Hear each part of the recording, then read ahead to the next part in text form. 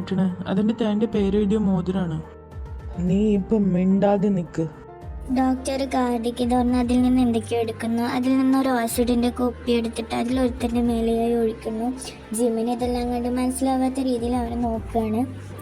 Acid ഒഴിച്ച ശേഷം അവൻ്റെ കയ്യിലുള്ള ജിമ്മിൻ്റെ മോതിരവും ബ്രേസ്ലെറ്റും അവൻ്റെ കയ്യിലായി ഇടുന്നു. എടാ നീ എന്താ കാണിക്കുന്നത്? അതെന്റെ തേൻ്റെ. മിണ്ടാതിരുന്ന ജിമ്മിനെ. നീ എന്തിനാണ് ഇവനെ കൊന്നത്? ഇതറിഞ്ഞ പോലീസുകാർ നിന്നെ പിടിച്ച് അകത്താക്കില്ലേടാ. ചിലപ്പോൾ തൂക്കിക്കൊല്ലാൻ വരെ വിധിക്കും. നിന്നെ അങ്ങനെ വിട്ടളയാൻ പറ്റില്ല ജിമ്മിനെ. നിനക്ക് തേൻ്റെ ജീവിക്കണ്ടേ? അതിന് ഇതല്ലാതെ വേറെ വഴിയില്ല. എനിക്കൊന്നും മനസ്സിലാവുന്നില്ല. ഇവൻ്റെ മുഖത്ത് ആസിഡ് ഒഴിച്ചുകൊണ്ട് തന്നെ ഇവൻ ആരാണെന്ന് ആർക്കും മനസ്സിലാവില്ല. നിന്റെ സാധനങ്ങളൊക്കെ ഇപ്പോൾ എൻ്റെ കയ്യിലാണ്. അപ്പോൾ അവർ വിചാരിക്കും ഇത് നീയാണെന്ന്. എടാ നീ എന്തൊക്കെയായി പറയണത്? എല്ലാവരും നിന്റെ പേരിൽ കേസ് വരൂടാ. എടാ ഇപ്പോൾ വീട്ടുകാർ അതിനെ പറ്റുമൊക്കെ നമുക്ക് പിന്നെ നോക്കാം. നീ ഇപ്പോൾ വഹിലയിൽ ഫ്ലൈറ്റ് മിസ്സാവും. എടാ എനിക്ക് പറ്റില്ലടാ. ഇതാണ് ഞാനെന്ന് വിചാരിച്ച വേണ്ടടാ. ഇപ്പം ഇതേ ഒരു വഴിയുള്ളൂ ജിമ്മി.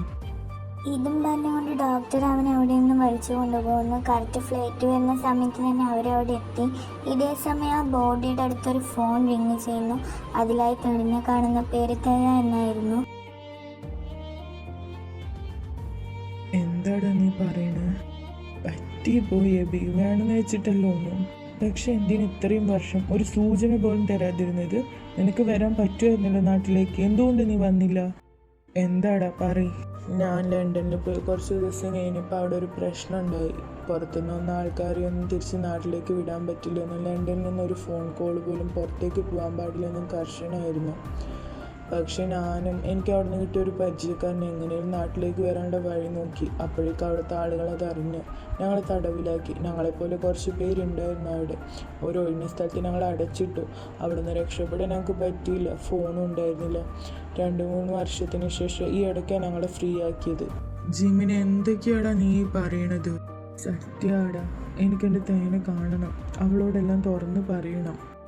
ജിമ്മി, ഇനി നീ തേയുടെ ലൈഫിലേക്ക് പോകരുത്. ദേവി, നീ എന്താ പറയണേ? ജാക്കിയുടെ കൂടെ അവൾ ഹാപ്പി അല്ല. ഞാൻ എൻ്റെ അനിയത്തിയുടെ കാര്യത്തിൽ കുറച്ച് സ്വാർത്ഥനാണ്. അവളിപ്പോൾ ജാക്കിയുടെ കൂടെ ഹാപ്പി അല്ലെന്ന് നിന്നോട് ആരാ പറഞ്ഞത്? എനിക്ക് മനസ്സിലാവുന്നില്ല. ജിമ്മിനെ, നീ വിചാരിക്കുന്നത് പോലെയല്ല ഒന്നും. ജാക്കിക്കും തേക്കും ഇപ്പോൾ ഒരു കുഞ്ഞുണ്ട്. അവരിപ്പോൾ ഹാപ്പി ആയിട്ടാണ് ജീവിക്കുന്നത്. അവരുടെ ഇടയിൽ നീ ഇനി പോവരുത്. എബി, തേയ.